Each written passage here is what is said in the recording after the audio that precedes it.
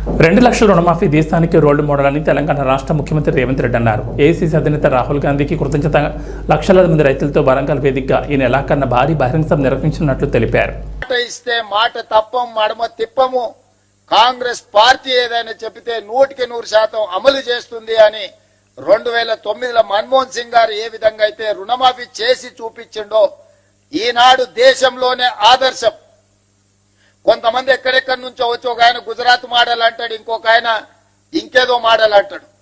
ఇవాళ ఈ దేశంలో ఉండే కోట్లాది మంది రైతులకు రాజకీయ పార్టీలకు తెలంగాణ మోడల్ ఆదర్శంగా నిలబడబోతుంది.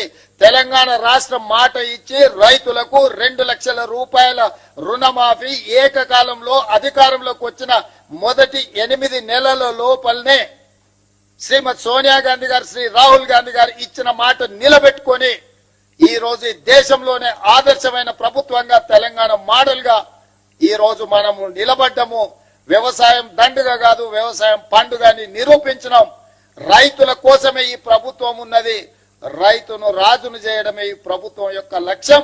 ఇది ప్రజా ప్రభుత్వం అని చెప్పి ఈనాడు మనం నిరూపించుకున్నాం. ఇవాళ దేశంలోనే మనం తలెత్తుకునే విధంగా ఈ కార్యక్రమం ఉండబోతుంది.